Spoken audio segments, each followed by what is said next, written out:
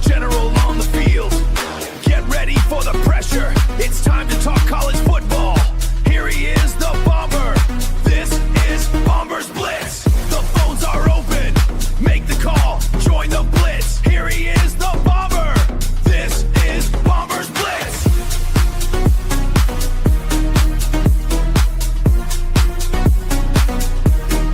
Bombers Blitz. The phones are open. Make the call. Join the Blitz. College football starts right now. Let's go.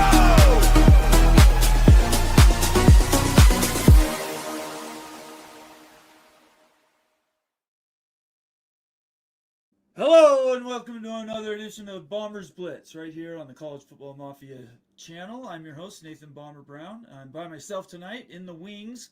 Be careful. He brings a big hammer. That would be Daniel the Gygax is sitting in the background. You want your comments to be read or marked or whatever? Kiss up to Daniel. Drop him a solid $5 here or there. He will definitely mark your comment. I appreciate him being here and helping me manage comments tonight. Welcome to another edition of Bombers Blitz, where last night I couldn't go like I have real life. I had work yesterday, and now I'm going to have work again tonight or tomorrow morning. And so, real life takes over with schedules sometimes, but I appreciate you guys all being here. Thank you for your time, and buckle up. We're going to go through a bunch of stuff that has happened in the news. You'll get my commentary, and then I want to hear your feedback. I'm going to open the phone lines, and I want to hear what you guys are thinking about all this stuff, because as always, it seems you go away for 24 hours and the world turns on its head. Here we were Friday night. Everybody was thinking PCSA is done. Not me. But a lot of other people were saying the Protect College Sports Act is in the bag. Senate's got it done. It's going to head to the House. They're going to vote on it. All these things. And yeah, as usual, none of that's happened yet. So we'll talk about those details. I am going to get into college football playoff a little bit. That popped up in the news again just today. And then my favorite thing, my code du jour is I'm really about the athletes and what we're going to do for a CBA for college athletes, why they need one, what the protections need to be.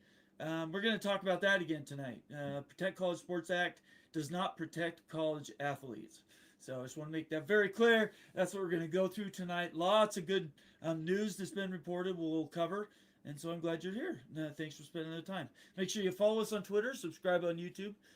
Consider becoming a member of College Football Mafia. We have all kinds of member benefits. We do member-only shows. We do member-only videos that have inside tips on what's going on day to day out in college football, college sports, but it's mostly college football.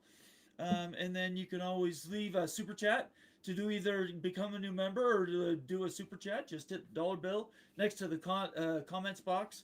It'll take you to a window, and you can sort that out yourselves. But obviously, we appreciate all the super chats we received. That all goes back into the show.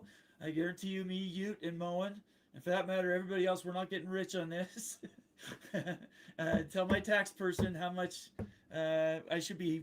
I'm just not making money anyway. So I appreciate everybody coming and spending time. That's why I'm here, is for you and not for that. That's my only point. I hope everybody has a fun time. I want to hear your comments and questions. So go ahead and leave a comment in that box. I read all member chats first. I defer to member chats, and then I read all super chats. And then, of course, at the beginning of the shows, I do shout outs. And so we'll start the show tonight just like I try to every show. Sometimes I get it out of order, but let's do shout outs since we're early tonight with shout outs, and then we'll get to the news. Should we do that? All right, I think we should. Evil Badgers, first one in the house. The Ryan Willie, super fan of the Wisconsin Badgers. The Evil Badger, Ryan Willie. Hi, College Football Mafia. Thank you so much for being here tonight, Ryan. Everybody see that little symbol next to Evil Badger? That means he is a member of the College Football Mafia. It sort of gives you a little tip of the hat to know those people deserve extra benefits and recognition. Skaven, yes, go Big Red in the house. Nebraska, are they back? It's not going. Nebraska going to win 8 games, Skaven. I think that's where we need to start. I'd love to see Big Red go 12-0. I love Nebraska. I want him back in the house. Hey, Bomber, you need Rock on. He needs more rant time. Yeah, Rock's been on it recently. Rock and Rant, College Football Express. he's got his opinions going on the way the PCSA is. The 19 team, 5-year independent rules. Boy, that doesn't make people like Miami very happy, especially if the Big Ten is holding out saying the only given that we're going to take at 19 would be Notre Dame. That's pissed off some people in Florida State, pissed off some people at Clemson, and pissed off some people at Miami. So we'll have to see how that goes over time. But certainly those guys deserve. We have a bunch of those fans watch our show, and I want everybody to benefit. Outside of Utah, maybe, but everybody else I want to benefit. And at the end of the day, I'm not into these artificial caps. I don't think we need them. I don't think there's enough money anyway in college sports. In fact, I don't know if I marked it as a news item, but that was one of the things that came out today. It's like, where's all this extra money coming from realignment? Where's all the money coming from to pay the athletes? Most schools don't have it. BYU on the made-up athletic list of valuations we talked about on Friday, which I don't put a lot of stock in, but say you were running on college as a professional team, if you're making less than $500 million a year, even 400, you're in real trouble, and that's more than half of all of college football. It's about 2/3 actually. So that's something we'll have to talk about at a future time. I'm not sure we're going to get into it tonight unless you guys bring it up. And of course I will. Let's see here. Daniel, the other guy, Gax, is in the house. I'm telling you, he's in the wings. So don't piss him off because he's marking all the comments for me to read. Let's see. Bob Swanger, another OG member of the College Football Mafia family. Good to see you here, Bob. Hey, everyone. Bob's also OG member, been around with us a long time. We don't always get along, but we certainly have good conversations. And I appreciate Bob being here tonight. Let's see here. Mark's Holy Grail, USC super fan, I should say. Mark's Holy Grail, also an aficionado of college football playoff formats. I have a feeling we're going to have a wild Wednesday with Bomber tonight. Well, I don't know how wild I'm going to get, but we'll get on some soapboxes. I promise you, Mark. I promise we'll do that. Mama Duck, there's another one. Clemson Tiger in the house. Hello, everyone. Mama Duck's fantastic fan, and glad to have her in the house. Certainly is a member of the College Football Mafia family. Clemson Tigers, they're another team or school. I call them teams because that's really what we're talking about at the end of the day is college football teams. It's not about realignment. It's not even about athletic programs. It's about college football. We just need to start calling it that. Anyway, I don't want to get sidetracked on that tonight. BYU football, that would be Shonsky saying, hey, everyone, also a BYU super fan. Good to see you here tonight, Shonsky. Bulldog, Mississippi, in the house saying, evening Mafia. Bulldog, I sent all your prizes off. Everybody's got them. You got his and was ecstatic. Just want you to know, I haven't heard from Becky and Moen yet, but they were in the mail, so we should get those soon. Anyways, thanks for being here tonight, Bulldog. Super fan of the Mississippi State Bulldogs.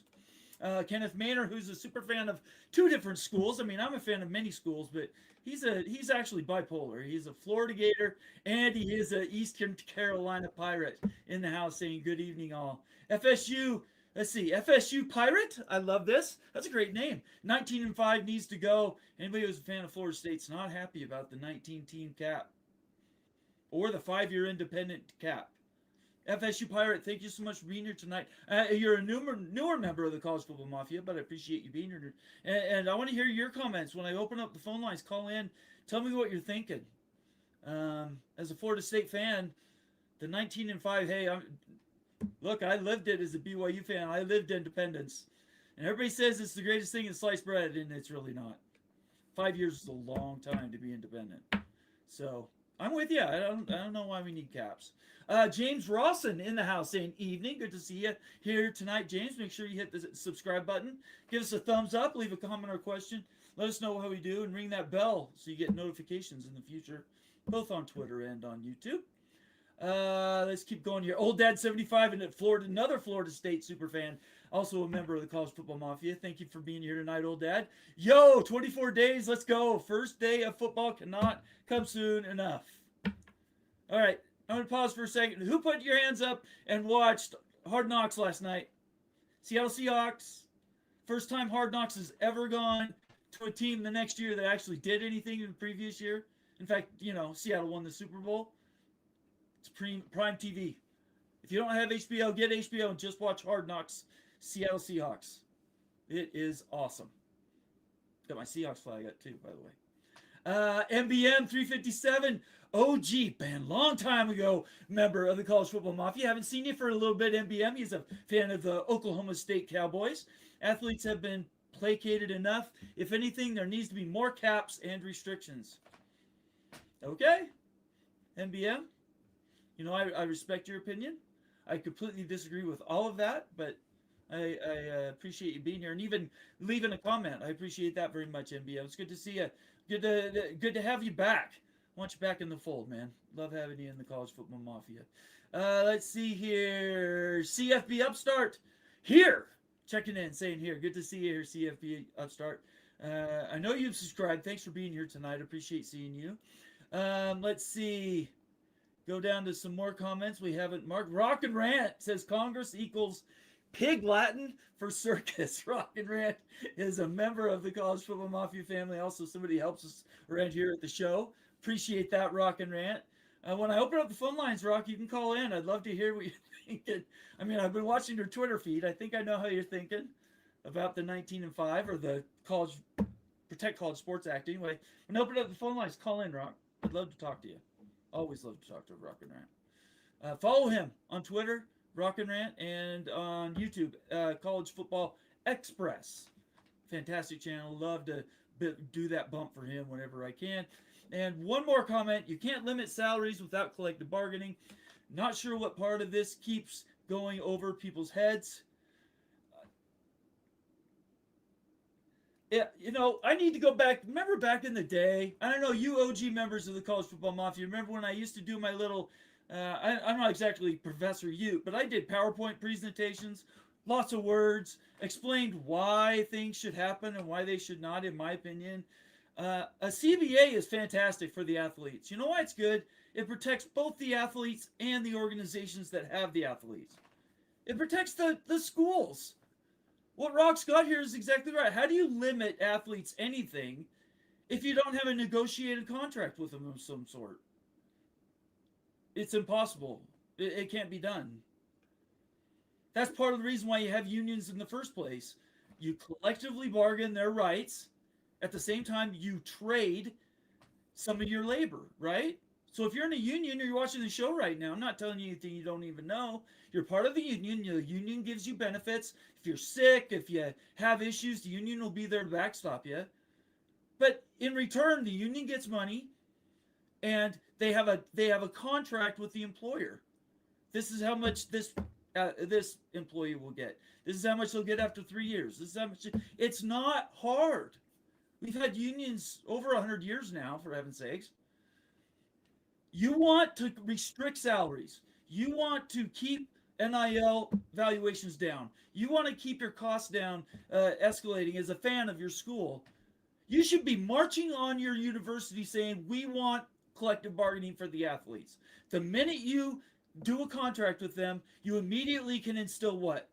Salary caps, salary levels, what the benefits are while they're in school and while they're out of school. What protections do they get after they leave? How many years are you committed to go to a school? Everybody, does anybody that's watching this show right now, and I know I'm on Twitter Live, does anybody that's on Twitter Live right now honestly think that you can restrict anything if you don't already have some sort of a contract with them? That's not how it works. That's why I've been marching. I have been marching. I've sent emails. I've sent phone calls, and I even wrote a letter at the beginning of this whole thing. It was 4 years ago. But I wrote a letter to Charlie Baker, of all people, believe it or not. Because that's how pissed I was about the whole thing. Of course, didn't get anything back. They're not going to reply to a guy like me. But they don't care what any of the fans think. If they thought they were worried about what the fans thought, they would put the athletes in a salary cap, some sort of a scale. You control what they can receive in benefits. And then NIL now, all of a sudden, what's it become again? Like what a professional athlete gets. They get paid to put their name on products and services. That's what NIL is supposed to do, but none of it works without collective bargaining. I'm going to repost, and I'm going to be, this is completely self-centered, but I'm going to repost the article I wrote. It's very simple, easy to understand. I broke it down. I even added, where's the, everybody knows where I got the information. I didn't hide any of that. I'm no genius. I got my information from other places, but I collectivized it. There's the link. Go to the post, to the article I wrote on X. It's pretty simple. The PCSA is in trouble. It was in trouble before it went to the. It was in trouble the day it came out of committee with Cody Campbell behind it. It got off to the wrong foot from the very beginning. The PCSA right now. Let's get everybody up to date of where we are with the PCSA. Did I miss any late comments? I don't think so. Okay, I got everybody. Thanks, Rock. I appreciate your comment. We will get into that. I promise you. All right. So let's get to some comment. Let's get to some articles here, shall we? So first, let's get everybody up to date where we are with the PCSA. Let me share my screen. There we go. Ross Dellinger. Of course, I love giving credit where credit's due. Ross Dellinger posted this link earlier today. Majority Leader John Thune has filed a cloture on the motion to proceed to the Protect College Sports Act to vote. This is the first of several steps in the beginning to process for a full vote on the act that could drag on several days and into the weekend. So as part of the process at Congress, you basically have to lock the deal down, right? You have to say no more changes. This is what the Senate is voting on. It makes it so that you can't make late minute changes without going through this process. So that's what the cloture is for. So Thune put it into cloture earlier this morning. Great. He locked it down. Let's talk about some of the things that are in that deal, shall we? All right. So this is me, shameless plug. I'm going to tell you exactly what's in that, because it's actually from Ross Dellinger again, who's been a Superman through this whole process. Another post of his. So here we go. These are the latest changes in the PCSA. Adopt the House settlement definition of associated entity. Everybody remember what that is? That has to do with the NIL and MMR valuations, what athletes can receive. What the schools and the conferences are trying to keep down, and the NCAA, is how much these athletes make. One way to do that is to make an MMR, their media rights, essentially, locks them out and makes them all the same thing. The enforcement mechanism for all this would be the CSC. So this is the law. The PCSA is the law. The CSC would now have power behind it. I'm not sure how it works, the fact that all the schools haven't approved it, or all the conferences. Maybe that comes with this. That's been a little hazy to me, because the CSC still isn't enforceable today. But let's keep going. So that has to do with NIL and paying athletes, MMR. Ensured a hard revenue sharing cap, closed off loopholes, and ensured associated entity deals count towards the cap. So does everybody remember what the cap was? The cap this year was $20.5 million. It might have moved to 21.5. I've heard that number recently. They're talking about that number jumping up to like 48 million. Something like that. But let's get into the details, more of that. Added certification requirements for multimedia rights holders, sponsors, apparel companies, and vendors to ensure legitimate NIL deals. I love this word, legitimate. Who determines legitimate? Can somebody explain that one to me? Well, Congress is trying to. But if I open up a $1 billion company tomorrow, which I'd love to, and I wanted to start paying athletes at BYU, am I legitimate or illegitimate? What's that based on? There's so much subjective in this. It drives me nuts. We continue. PCSA. Increases NIL deal transparency, whatever that means. Eliminates improper compensation to recruit high school athletes. Now that is a new one. And that is basically to stop schools from paying athletes millions of dollars while they're still in high school to come to their university. Again, I don't know how enforceable that's going to be, but certainly Congress is trying to put teeth into the deal. Established a $22.5 million retention fund and a $5 million additional retention spending unlocked dollar for dollar by NIL spending on women's Olympic sports for a maximum of $27.5 million. Remember I said $48 million? This is where that comes from. 27.5 plus what is today 20.5 gets you to $48 million. But That is for everything. That is for basketball. That is for Olympic sports. That is for football. So how does this work when right now we've got $50 million college football? Like whoever wins the national championship this year is going to be $40 to $50 million in their football program. It's so out of control and out of whack because we have silly things like this. Because you try to put this cap, this retention fund, on top of whatever your regular. Why even talk about the 20.5 million? Why not just say you have $50 million, go spend it how you want? You have to put X percentage into women's sport. You have to put Y percentage into Olympic sports, and then whatever you want to in basketball and football. Why does it have to have this weird lingo? Why do we have to break it down 22.5, another 5 million, 20.27.5, 48? I mean, what are we doing here? Anyway, let's keep going. Added more flexibility to cut down on tampering and improper recruitment. Oh my gosh, this whole thing. My English paper, I would have written an English paper in my junior year in high school, and my teacher would have been, this is all subjective. Where's your objective truth here? Added more flexibility to cut down on tampering. What the hell does that mean? Clarified participation in pooled media entity is voluntary. Okay. Means you can pool your media rights if you want to. Okay, Cody Campbell, you won. Clarified traditional rivalry scheduling requirements are only for members of the pooled media entity. I don't know why that needed to be controlled. Close the private equity loophole for forming a super league. And then this is where you piss off people like Rock and Rant. Protected conference movement and expansion subject to 19 institution cap for large conferences making more than $700 million. And if thing that's not on this, there's 5 years in between when you leave a conference, walk away from all that media money, go out and do your own thing for 5 years, then you have the ability to join another conference in the autonomous conferences, the autonomous 4. So what do you guys think? You feel good about this? Does this make you glow in the joy that Congress knows how to write a law? Does it give you warm and fuzzies? All these subjective increased NIL deal transparency? What does that even mean? No wonder they can't get anything passed. They can't even get a vote. All right. I am going to open up the phone lines early, and we're just going to dive into this one part, okay? If that works for everybody. We're going to dive into this one thing. Give me a second. I have to do this right so I don't screw it up again. No extra buttons. I'm going to open up the phone lines on. Right now, my phone lines are open. Let me bring up that comment so you guys can call in. Call in and tell me if you guys love this PCSA.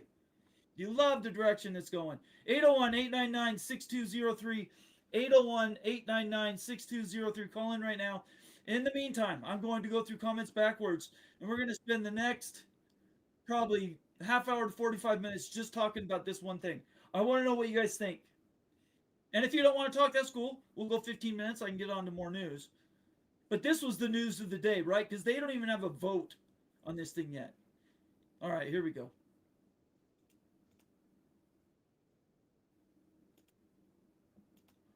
Dave in Tampa, can you hear me? I can. You guys let me know in the comments if you can't hear Dave. How you doing? You bet. What's up?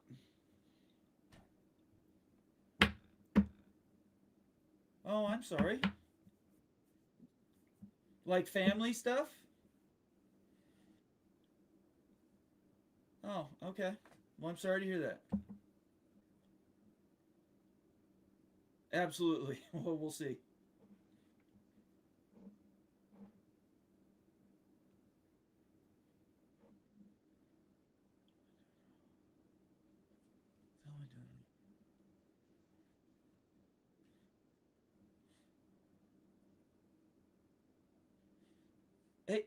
Hey, Dave. Dave, hang on one second. Let me see if I can figure it out. They can't hear you. Let me make sure I've got you. Just give me 1 second. Give me 1 second here. I don't know why that's not working. I've got it out. I've got it off. Why the hell is that not working now? I don't know what else to do to get you working, actually. Let's see. Oh, I know why. Okay. We can start over. I just did it. I fixed you, Dave. Okay, go ahead and start over. I apologize. Okay, no worries, man. Like you were saying when you were reading through the whole bill, the synopsis of the bill, and all that, and I've said this on here and on Greg's show. This thing is so poorly written, right? And then they come out with a revised edition, and it's just as poorly written as the previous one, Yeah. right? It tells you one thing: it's designed to fail. Yeah. It's designed to fail. Look, guys, I don't even know if Congress is even, dude, they're going on vacation for a month, right? After next week. Do you really think Congress has time to take this in through their committee? It's got to go through their committee. If it even goes there, all right? Right. There's no bylaw that says that even have to even go to committee. You're Okay? right. Yeah. So even if they say it's going to go to committee, there's no way they get that done in a week. Right? Well, if they do, let's be clear. It made it through. It's supposed to. It's been presented for a vote, but he hasn't scheduled a vote yet. Yeah, and he doesn't have to. Okay. Right, no, he doesn't. You're right. He doesn't. Yeah, I can't remember the speaker's name right now. But he could just leave right there on his desk. He could die right there on his desk. Yeah. You know, he's under no obligation to send that to committee.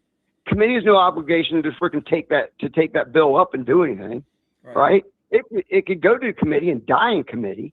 There's a ton of things that I would highly be surprised if this thing even gets voted on next week.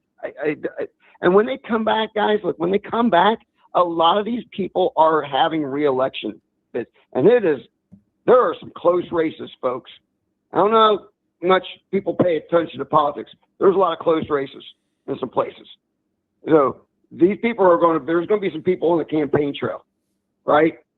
You're not even going to have people in Congress when they come back. They're going to be on a campaign trail.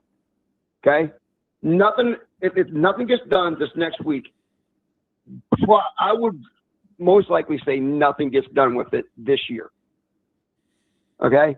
By the time they get the midterms over, yeah. What's the point of doing anything after the midterms? It's a DOA Congress. There's nothing that says they have to even consider it after they've been. I don't be surprised if this thing even goes. And if it does, like we said, if it does go, I think they know this thing. Look, like Walker ran. He's 100% correct, man. This thing is trash. I tell people, you can't. Most schools cannot survive going 5 years independent. It's tough. That's incredibly stupid. Yeah, no, it's dumb. I agree with you.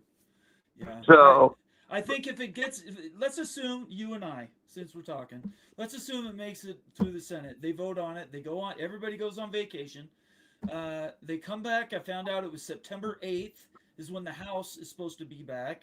And that's when the very first day they could even consider they don't even have a bill, right? The House doesn't even have a bill. They would have to have a House or have a bill written. They'd have to get it through their own committees. And then they would have it voted on before when's the election? November 8th? Or something that. So whatever the first Tuesday, whatever the first Tuesday of November is. Yeah. So I don't know. I've never thought it was going to pass. So you and I are on the same page there. Yeah, you and I have been tracking on this thing the whole time. I don't think if it does pass, man, Miami and these other schools are going to sue so fast. I agree. You know, you don't think that like Florida State and Clemson, wasn't it Florida State and Clemson that sued the ACC? You don't think they're going to sue on this? Yeah, if you don't think that's going to happen, I don't know what you're smoking. And could I possibly get some? Boy, yeah, I would agree with you. I think at the end of the day, they're going to end up. They're going to have to do something pretty extraordinary to get it voted on and agreed. But as we know, there's not a law that can be passed anymore that the Supreme Court won't have a say about. So, and that's 2 or 3 more years down the road, or 4 years down the road. So, by the time maybe anything gets done with it, all conference realignment will be done by the time Congress gets around to it. I think it might be done now anyway. I mean, I don't want to get off topic, but there's not a lot of extra money to do more realignment past 20 teams anyway. So I don't know where this extra money is. Everybody's talking about they're going to create these super leagues. There's only so many relevant brands, you know, and there's only so many brands that the SEC wants, and I think that's kind of more the point here. I think as far as the Big Ten is concerned, you're working with a different metric when it comes to the Big Ten, right? Because they're looking at AAU status first. Yeah. And it doesn't have anything to do with who you're bringing in. Basically, you just kind of need to bring someone in, maybe have good football or basketball. One of those two. Something that's going to be a money maker for them in the sports, department. I think they are looking for brands. I agree with you. Yeah, SEC is looking at more brands. And I tell you what, if you don't think the SEC has their eye on West Virginia, it's very clear what they want. They want to get as many of those southern schools as they can.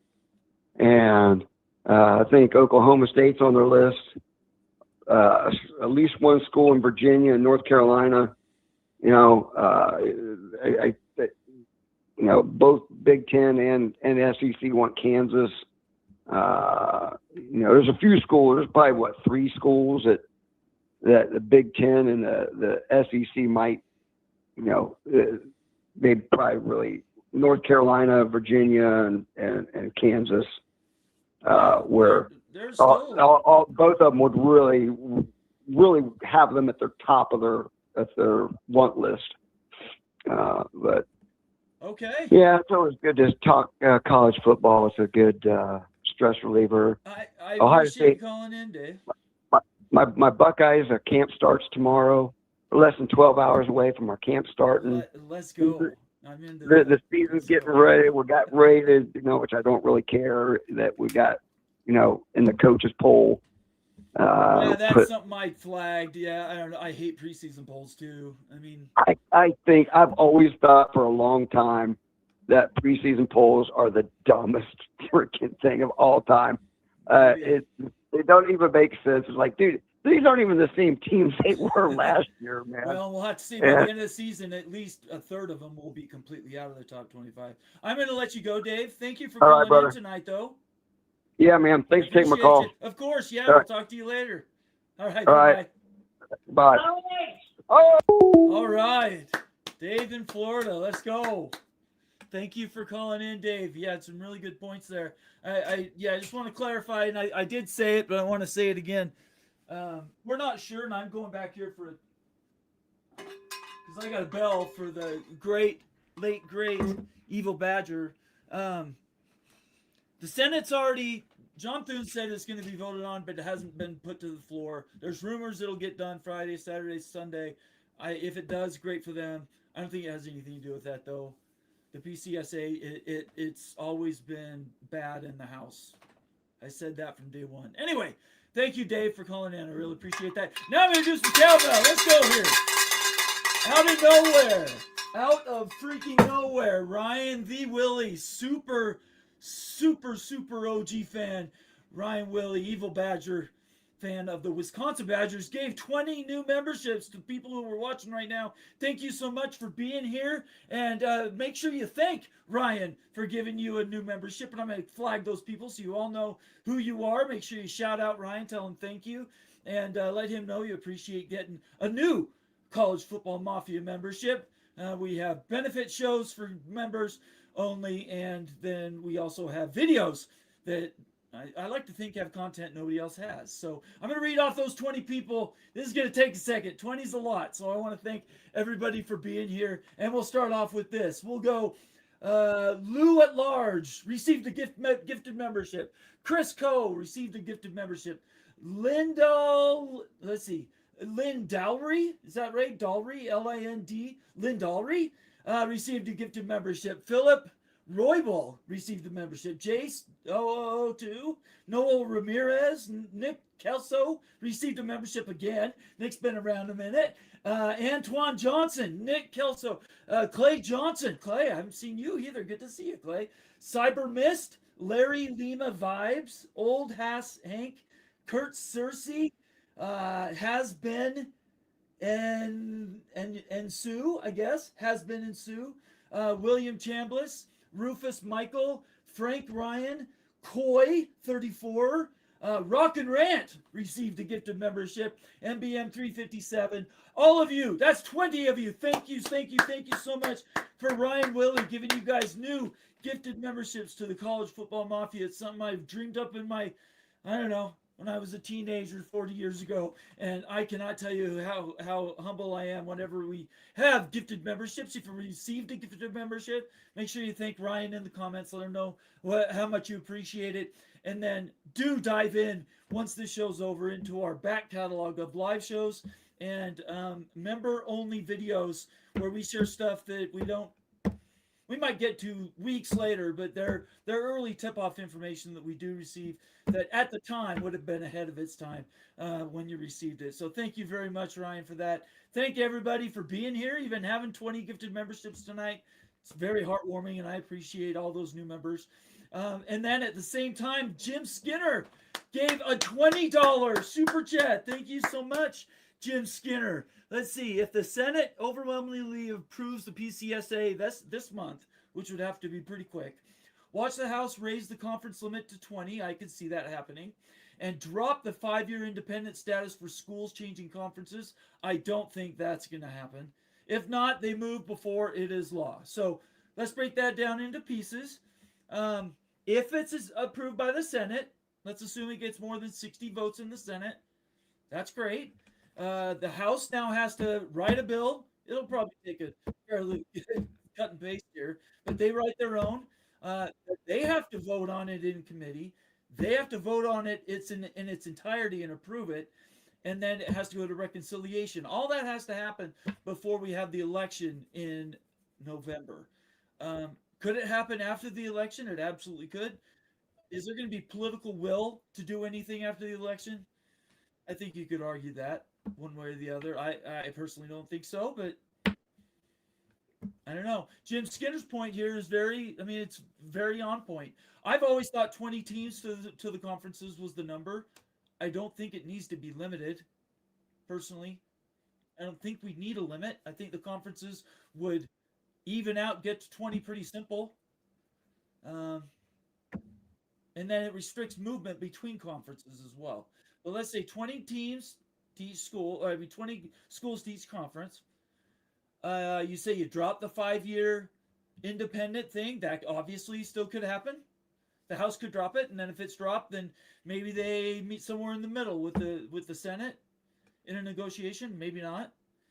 I would just ask this question, and then I'll open up the phone lines again. By the way, I forgot to say that. I put it on pause because we received super chats and new memberships. I'll open up the phone lines again in just a second. Let's assume all those things happen. It still has to get signed by the president, and then it has to withstand all kinds of lawsuits, which will be coming. The only thing that stops lawsuits is an antitrust exemption, which they're begging for. When I say begging, I'm saying I'm seriously saying almost kneeling down on the House of Congress, begging for an antitrust exemption. College has been wanting that forever. If that was to happen, what would they do? They'd roll back immediately. They would roll back benefits that the athletes have been able to attain over the last 25 years. And in doing so, they'll disenfranchise athletes left and right for different things, in my opinion. These are all my opinions. Take them for what it's worth. But you could throw all this out. All the language, Jim, I think you could throw out in its entirety. If it just says, give us an antitrust exemption and trust us, bro, that's what this is. The PCSA is literally, trust us, bro, we'll take care of you. And if you're watching right now, again, you're watching live or on demand, who here believes the NCAA has done anything right up to this point? What's the best thing the NCAA has done in the last 30 years? Well, they get NIL number money. No, they don't. That didn't come. That came from a lawsuit. Went to the Supreme Court. Alston versus NCAA. They didn't grant that. How about the free transfer rule? Nope. They fought that in the courts too. They were restricted. They said you can't tell people they can't transfer. It's not written in a law. How about salary caps or NIL? How about we do all these things for enforcement? Nope, can't do any of those things because the conferences haven't signed off on the House settlement. The CSC, NIL Go, that still doesn't have everybody behind it. And yet, trust us, bro, the Congress will come along and protect all of us, the taxpayers. They'll protect us from ourselves because this isn't what we want. Isn't it? I can sit down with you at a bar and we can have a conversation. And if you take the stance that you think college needs to have guardrails to protect it from itself, I would say, no, that's not how we do things. What we need is systems in place that will protect those rights, not an overarching right. President Reagan, sorry, I'm getting off my soapbox here in a second. President Reagan said the one thing we need to do is protect government from us. I mean, we need to be protected from government, not for government. We're not here for the government to restrict us. It's supposed to be the reverse, everybody. All right, I'm going to turn the phone lines back on again. Sorry about that earlier snafu. 801-899-6203. 801-899-6203. I had another super chat. Thank you very much, Jim, for the super chat. I appreciate it. Kenneth Maynard, $5 super chat, also an OG member of the College Football Mafia family. Off topic. Excited about East Carolina's new indoor practice facility. I haven't seen pictures, Kenneth. You'll have to DM those to me. I'd love to see it. And Football Performance Center opening in 2 months. Long overdue for the players. I think that's really cool, Kenneth. That's great for Eastern Carolina. There's a ton of schools across the United States that we're getting those just those facilities. Football, indoor practice facilities, really cool student support areas for athletes. Call from Mark's Holy Grail. Mark's Holy Grail. How are we doing tonight, Mark? I'm doing great, Bomber. How about yourself? Oh, boy, you can tell I'm on it a little bit. You're getting by. Anyway. No, you're doing great. You're doing thanks. great. And I know I finally got the chance to talk to you and put myself out there and let everybody be haters and trolls. But you and I have talked about it before. But let's talk about a couple quick things, okay. Right? Sure. So, number one, I don't believe the PCSA is for the NCAA.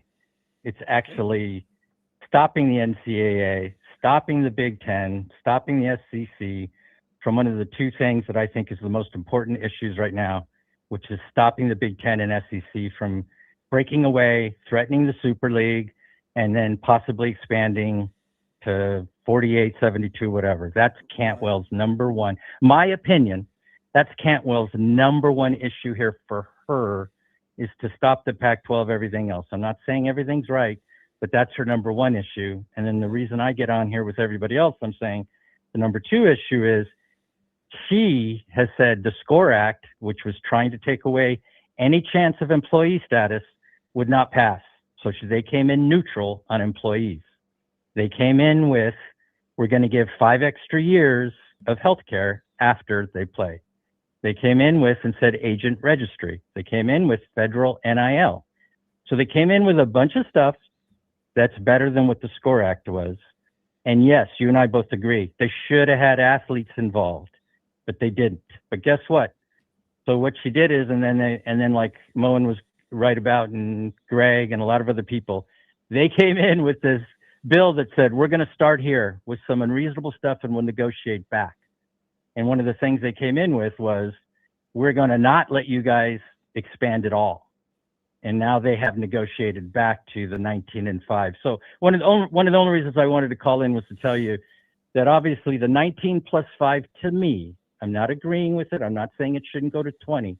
But what everybody I think needs to understand where that's coming from is Cantwell saying, if you get your antitrust exemption on these things, which the Democrats don't want. If we let you have a salary cap and we let you go to $48 million, Big Ten and SEC, we're not going to let you bring in more than these basically 19 or 20, whatever they go. And the reason the 5 years is there, a lot of people forget that SMU went 9 years. All right. Texas and Oklahoma, when they went in the SEC, they went 1 year without revenue. Yeah. Cal and Stanford went into the ACC 30% That's right. for 7 years. Guess what 30% for 7 years is? 3 years without it. Even your BYU and other people took cuts. So what I'm trying to tell you is this is not setting precedent for people going and not taking revenue to go to other conferences. What they did is they went on what other people have going 2 or 3 years. And then Becky knows better than me, the people in the Northwest. I just follow it because I'm from the Pac-12. But UW and Oregon, they're taking 50% for 6 years. That's 3 years of no revenue, people. So when people say, what do they mean? What Cantwell said is, well, plenty of people have done 3 years. People have done others. I'm going to make it harder for people to change conferences. And then my last thing is they shouldn't be mad at Cantwell. They shouldn't be mad at anybody else. It was a negotiation to get the bill so Democrats would actually support it so it can go through. So the Big Ten and SEC signed off on it. The ACC and Big 12 signed off on it. This is not being forced on them. They signed off on it. And I do agree with people. They can go to court and try to get it overturned. But why hold up the bill? And that's why you and I get into it. I don't understand someone that's for the athletes that sees them getting 48 million now, right?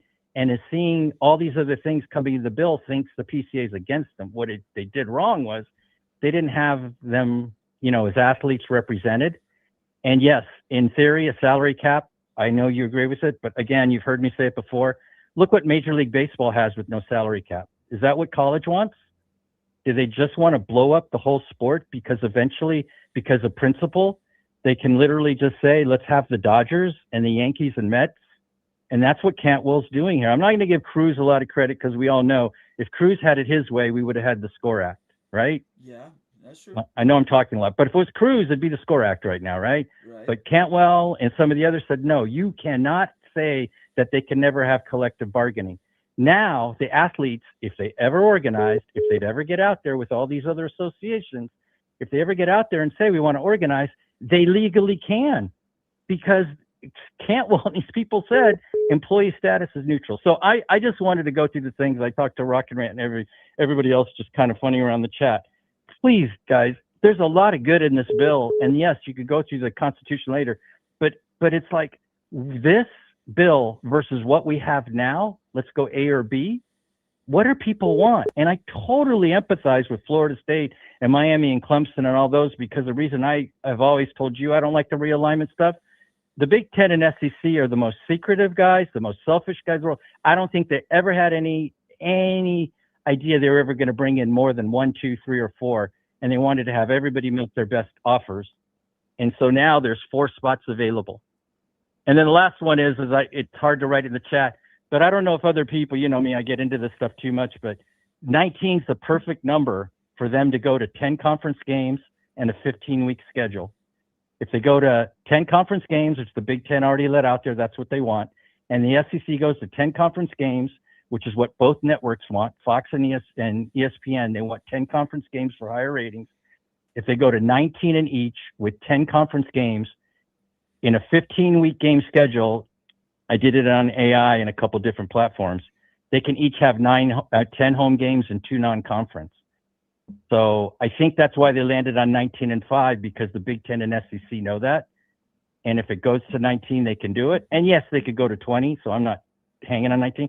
But I think when we're all basically criticizing Congress that they don't know what they're doing, and all these consultants they paid a lot of money to, I think they knew exactly what they're doing. And I think the Big Ten and SEC knew what they're doing. And like they did to the Pac-12, not just Washington State and Oregon State. Let's not forget the ones that are in the Big 12 now, right? And Cal and Stanford. Sure. The Big 10 said, we don't care what happens to the Pac-12. USC and UCLA want to go there. USC selfishly told everybody, we're going there. We've been carrying the Pac-12 too long. It was a selfish thing to do. We're going. We're taking UCLA with us. and Oregon and Washington made a deal. The SEC did Texas and Oklahoma. Those two conferences do not give a hoot about college football. And I wish the chat would understand that they really don't. And you're in the Big 12, you know what I mean? This is the kind of thing that helps the Big 12 and ACC, and it's not perfect.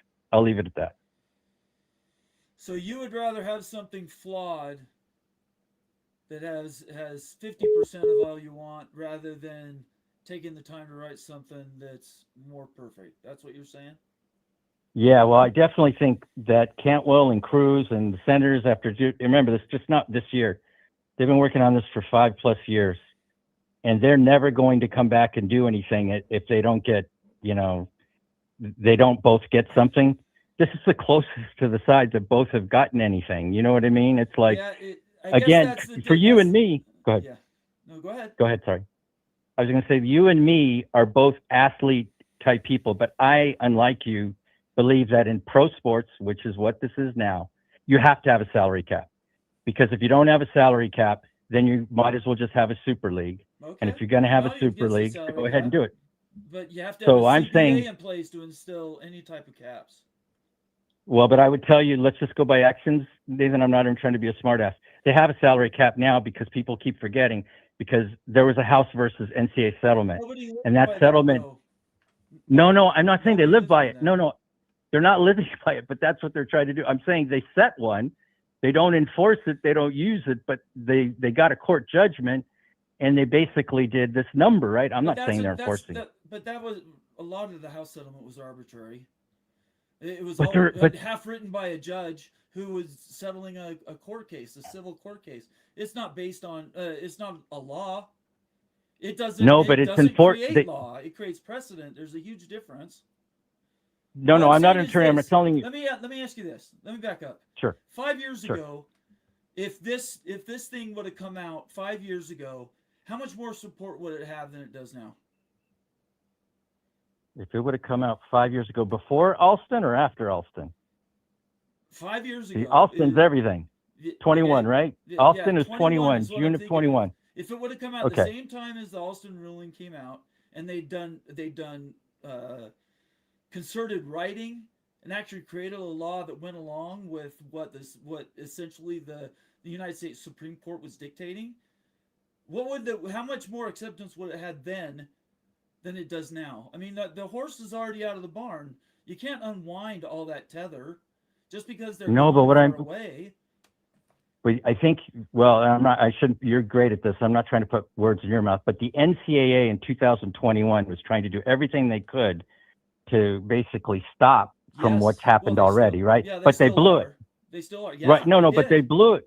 They blew it. But what I'm saying is if you went 5 years ago, they would have tried to do the SCORE Act before everything else happened. But what I'm saying is they've screwed everything up. Don't get me wrong. The NCAA screwed up. But remember, the Big Ten and SEC are the NCAA. They've got it so they're 40% of the decision now.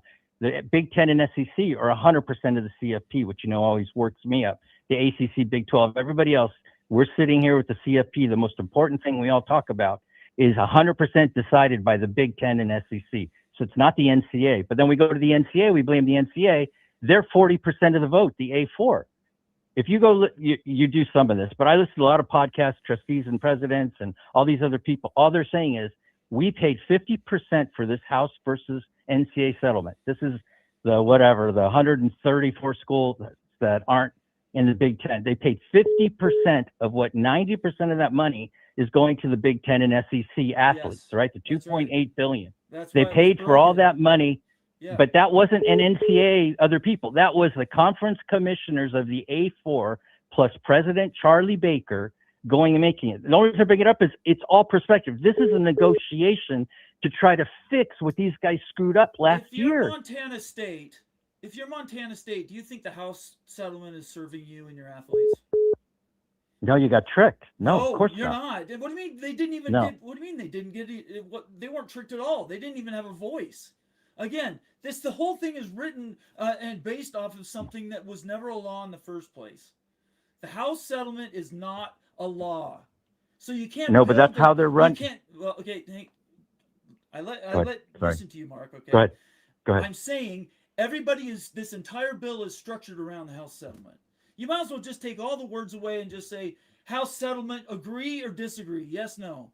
Because that's essentially what this whole bill is. It's either control the costs that are out of control because of the House settlement, or it's to control realignment, which a lot of that has been driven because House settlement money has to come from somewhere. So to say that it's okay to accept a broken bill, that's better than nothing. This is something that Greg and I have gone for years now about back and forth. I do not agree with just putting something into law just because it's better than what the alternative is. That's not the reason to have a law. The reason to have a law is so that you put concerted thought and energy, and people vote, and it goes to committees, and it takes months and years to settle. You know this as well as I do. I've said for 2 years they should have taken this as an advisement, gone and built something, and come back and said, this is what we came up with, including the athletes. And they didn't do that. They're rushing it all through on whose back. At the end of the day, who paid for this thing to be written? Cody Campbell did. Cody Campbell and underwrote a lot of the law that is trying to be passed here. If he wasn't involved, do you have any of this cost crap in it? Do you have any of the restricted of trade for the conferences, number of schools that you go into a conference, or restrictions of a super league? If you don't have Cody Campbell I believe involved, you don't. So, no, I believe that's not Campbell. I know you guys blame that on Cody Campbell, no, but you can blame him for a lot of stuff. He underwrote it, but no, but Campbell's Cantwell is. No, I think Cody Campbell. Campbell's on Smash. He was okay with the Super League. You guys get that mixed up. No, Cody I'm not Campbell would have been fine. I know exactly No, I'm saying, what he wants. No, I'm saying Cantwell's the one that's stopping all this expansion stuff. Okay, Cody Campbell has a lot, there's but nothing you do about that. Washington State's not going to get in the Big Ten. So if no, that's it's not about Washington. Washington. Well, it is. Cantwell, you keep bringing her up in the university. You bring up Washington.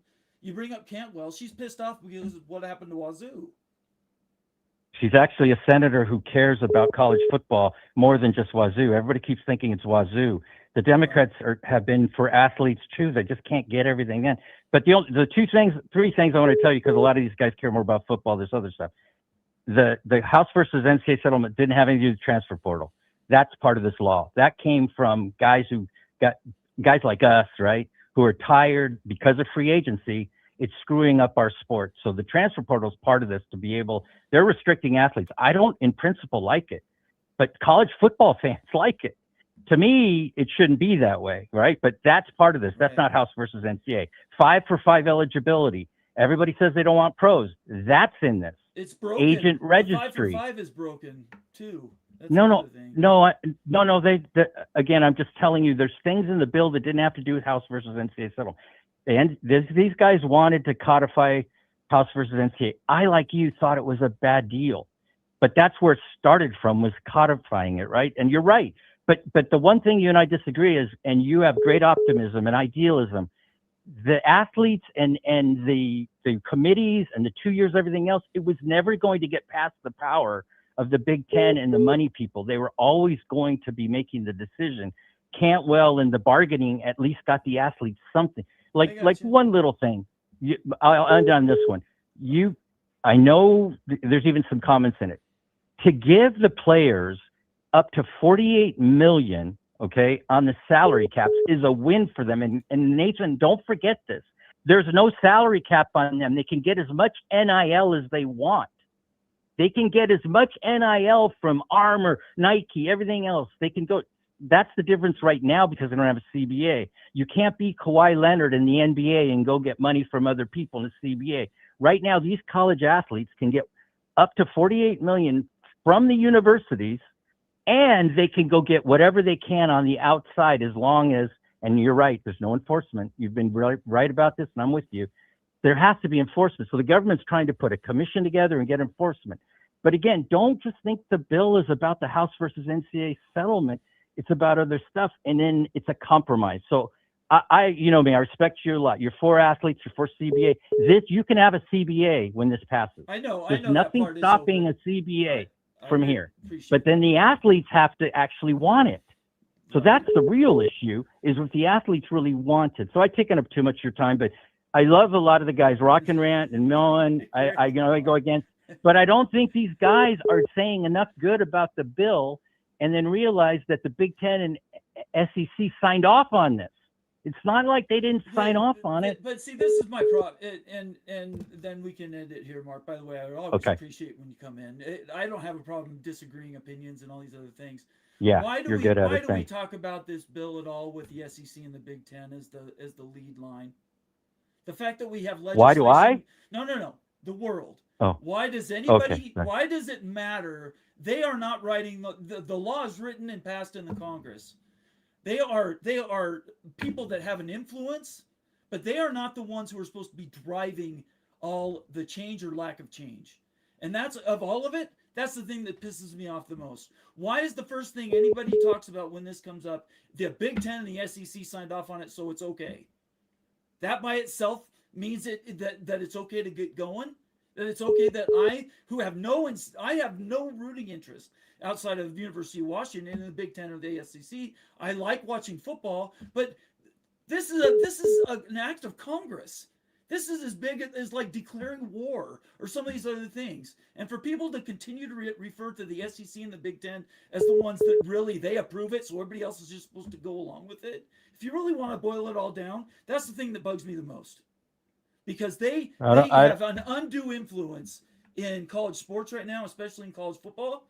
And I think that by itself, it's the root of all evil of this bill. That's my final thing. Yeah, my comment for you is the reason for me, I can't speak for everybody else, is they are the major people that are why we have the House versus NCAA settlement. And they're the major people violating their own rules from it.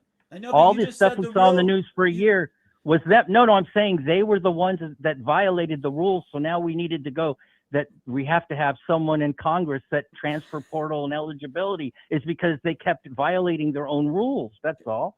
So that's why I say them. And then the 19-5, I get sucked into the 19-5 and everybody saying, oh, it's the Bills' fault. Oh, it's Cody Campbell. Yeah, I said, yes, they're all there, but they signed off on it. So that's it. So anyway, thank you for the time, Nathan. It's always fun. Mark. I appreciate you calling in.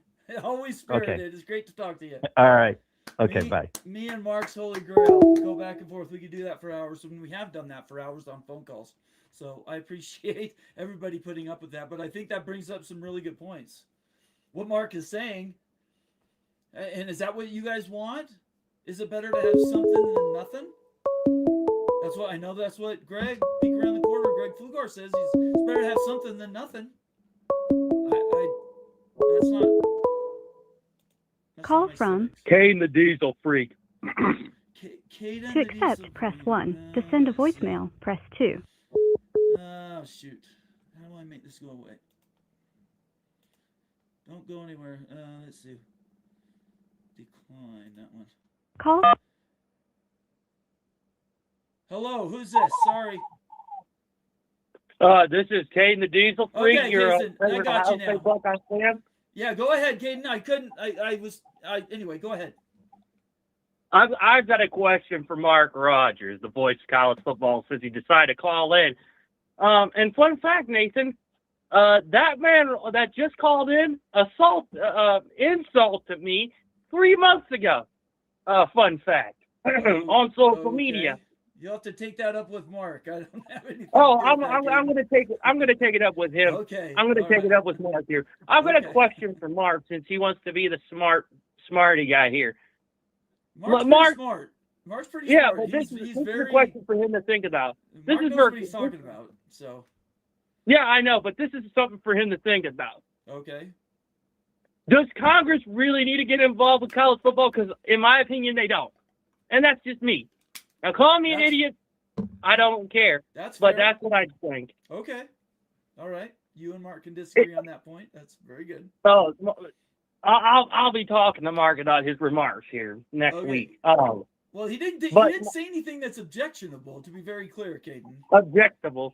Okay. He may have not said something objectionable, but I'll get to but objectable, non-objectionable. And you and I have to discuss this, Nathan.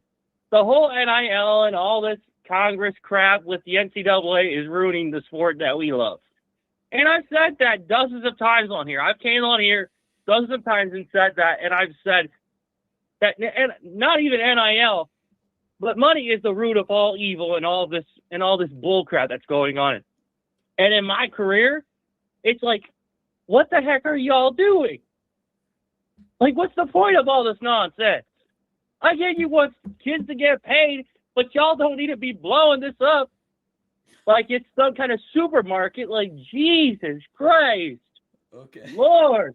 All right, Caden, I'm hearing you. I'm sorry, Nathan, but No, this is don't just how I apologize. feel about this. Okay, I appreciate you. And quite That's frankly, okay. NIL has ruined this. It's ruined college football. My love of college football was ruined because of NIL. And I let me I get don't know why that would be. Why it? It's it just didn't because ruin it for me. I'm used to watching, because my parents and everybody and whose parents I grew up with just watch straight up old school football. Okay. Every Old school Saturday, football. you got old school football. Now it's just all this modernized, and all of this NIL money. I get you want to pay everybody, but you don't need to be, like I said, blowing this market up. Jeez. Okay. As a fan of Ohio State, I find that interesting because Ohio State is among many, many brands who are blue chip Yeah, but Ohio universities State. that have been paying athletes for a very long time. You just Yeah, didn't know about it. I just didn't know about it. But athletes have been getting paid. You just didn't know the details. So. Yeah, but the thing is, Ohio State. Get this: Ohio State wasn't built on money. It was built on old school football. That's how it was from the beginning of this program, and it should have been the way it should have been. Okay. Miami was built on old school grit football. Nobody complained about it until all the rules started going in, until all that BS from the NCAA started coming in. And that's when people were like, what the hell are you doing? That's in my opinion, and that's everybody I know from home's opinion, because I've asked them this question. Okay, But very good. like I said, call me an idiot or not, I that's just my honest opinion. Nobody's calling you an idiot. That's fine, Caden. I'm just saying my honest opinion, Nate. I appreciate that. Thank you. Because Yeah. let me tell you this, my own fan base has turned against me because I've stated this stuff several times, and then they call me delusional. I'm like, what has happened to y'all? Well, they're fans of Ohio State. They want to cheer for Ohio. The best team on the field is going to make money, and that Ohio State's probably going to have a $50 million roster this year, 40 to 50 It's not going to be only just $50 million. It's probably going to be at least, I'd say at least 65. But the only reason, so let's say it's 65. If that's the case, and you go out and win the national championship, are you thinking you're not doing that using NIL and MMR money? using NIL, like NIL, okay, they use NIL, but they have to remember what this college was built on: grit, discipline, and actually getting in there and actually playing some dang football, hitting hard and running the dang ball. Because in the work of the great coach Woody Hayes, play like hell. That's all this program should be doing, and this program was built on that. And well, it's been a few years. In my opinion, Ohio State should be playing like hell, and they should be giving everybody in our conference hell. Out of conference, that's as far as I'm concerned. I mean, I listen, Nathan, with all the other teams talking, and this is no disrespect to the Big 12, and I'm not talking about the Big 12 in this part. That will be a whole other conversation with you if I get the chance. But this is just like, you start getting all this spotlight on you, and then you start talking your mouth off, and then guess what? When you come to play Ohio State, guess what happens? The opposite result. You get your butt kicked, and then you start whining. Okay. But that's just me. But you know what? In my opinion, and I'll leave it with this, I just like old school football, hard hitting, and just asking for the fans to go crazy. I mean, I love it. What's wrong with with giving a hard hit to a quarterback and rush the passer and hitting him at 20 miles an hour, and then the referee calls a BS call of roughing the passer? Okay. That's all right. That's a bit off there, Caden, but that's okay. I'm just saying my opinion, Nathan. Well, that's what this show's all about. But anyways, ladies and gentlemen, I'll get my ugly carcass off of here, but do me a favor. Click the subscribe button. Turn the notification bell on so you don't miss out on anything, including the Collins Show with Nathan Bomber Brown. By the way, check him out on social media. Nathan Bomber Brown on Twitter. And do me a favor, become a member of the College Football Mafia, because this is one of the greatest YouTube channels, and in my opinion, one of my favorites. So again, subscribe, hit the like button, and do me a favor, follow everybody on social media, because everybody's great. And Nathan, I'll talk to you guys next time. All right, thank you so much. He is Caden the Diesel Freak. Always comes with good opinions. Everybody's opinion's valid. I honestly, I'm confused how an Ohio State fan doesn't. Yeah, I'm not sure I understood that. But thank you, Caden, for calling in. Regardless, I appreciate it. Call from Evil Badger. Evil Badger, the Ryan Willie. How we doing? I'm doing okay. Thank you for this. Thank you for the new memberships, brother. I really appreciate you. You're welcome. But I do have an issue with Mike Troy Grill, and I will not be like the previous caller was. As far as, I believe that Mike Troy Grill is trying to stand for the smaller schools, but honestly, with this new PCSA law, it would prevent even the smaller schools from moving up to like someone from the like FIU.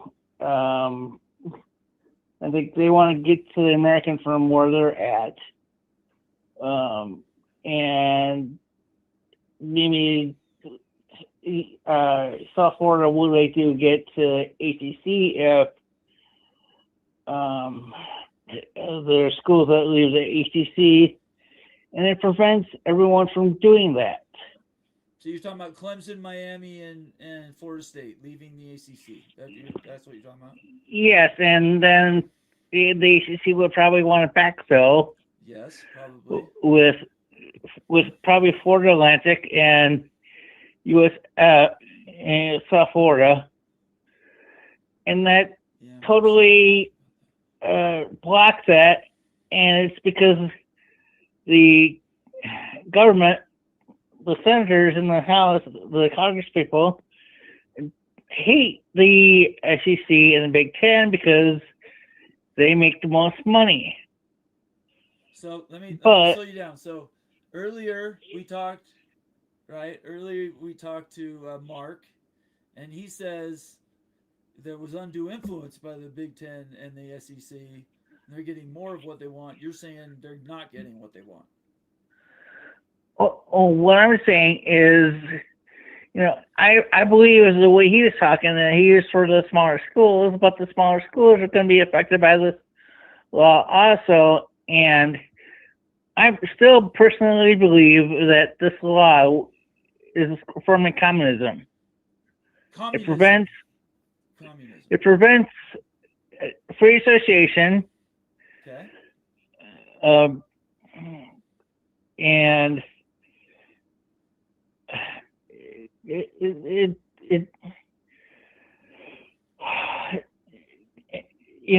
if people want to move, even let's just say a regular person just wants to move to a different state, they're able to do that. Right. Why can't you do that between conferences? Well, again, I don't know how much of that it can and can't do. It's all going to depend on how the law ends up being passed. But if it's capped, then that means everybody else has to shuffle underneath them, right? But if it's not capped, then I'm not sure how to answer that question. Well, 1905 prevents anything from happening. Well, no, the 5 years means that you go independent for 5 years, then you can join any conference. Yeah, but how many schools can go independent for 5 years? I'm going to tell you right now, it's not very many. Now, Mark's contention, and I understand what he's saying, is 5 years isn't that long. If you look at media contracts and evaluations, they go, 10 and 20 years down the road, you're talking billions and billions of dollars. So a 5-year no media could essentially be paid back by the conferences if they wanted to. My deal is there's not many schools that can do that without going into big debt. That's part of the Right. reason why I think Utah did what they did, is they're ready to go into debt, whatever the cost is, however the term is, to get to the Big Ten. If the Big Ten said, "Yeah, we'll take you if you do this break," but the capping of the conferences, it just none of it makes sense to me. I don't know why you have to cap when I think that naturally the momentum will be stuck at 20 anyway. I do not believe in 22, 24 team conferences unless you go to 3 super conferences to create one super league. I don't see there's enough money there, but go ahead, keep going. So, is Mark Troy Grail a Notre Dame fan? No, he's a USC fan. Okay. So, I believe that this whole thing protects Notre Dame's independence. Because Well, if it Catholics makes it so they can't, don't. Yeah, yes, Notre Dame will never. Yes, that's true. It helps. It protects Notre Dame, but I haven't seen a law yet that will pass that restricts Notre Dame. I don't think it's this law. I think it's any law. Notre Dame's never joining a conference, Ryan. The Big Ten is never. They don't need Notre Dame. Notre Dame doesn't need the Big Ten.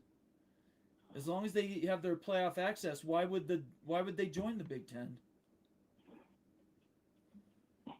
well, Notre Dame plays a weak schedule every year, but that's my opinion. No, and I don't necessarily disagree with you. What I'm saying is, unless they write a law that says Notre Dame has to join a conference by January 1st, 2031, or they lose their access to the college football playoff, then I could see them joining the conference. Right. But until the CFP, which is a business, by the way, and you know this, I'm just telling everybody else who's watching, CFP is it's an LLC. It's a company. And they've given Notre Dame unfettered access to the playoff. As long as it sits like that, they will never join the Big Ten. I don't care if it's a 19-5. I don't care if it's a 35-5.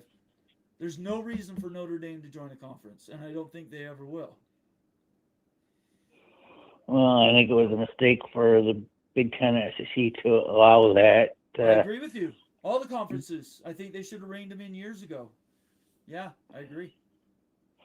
Because I don't think it's fair that they can finish in the top 12 of the pool and get an automatic bid. I agree with you. I agree. All right, well, that's all I had for Okay. tonight. Well, that's okay. Thanks for taking my call. Hey, Ryan, you can call in anytime. Thank you so much. I appreciate you. Okay. Okay, All bye-bye. right, bye. He is Ryan Willie, the Evil Badger, member of the College Football Mafia family, OG member. Been with us since near the beginning.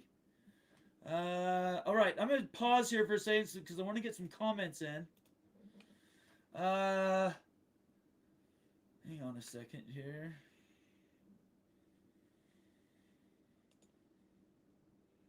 Let's see if I can do this. Okay, Daniel, you can. You want to make a comment? You're on mute. I can't unmute you. You have to unmute yourself. There you go. Yes, I do. First, on the on everything that's going in Congress, to get 60 votes in the Senate on anything has been impossible the past, I don't know, 5-10 years. Only thing that they can agree to is giving themselves a pay raise and going on vacation. Yeah, pretty much. My mom, I've brought her up here before. She's one of the few people outside the Beltway that watches C-SPAN's Washington Journal. And Okay. she had questions on what all is going on with this. And I didn't know how to answer her. A lot of it, Okay. yeah, because everything's up in the air.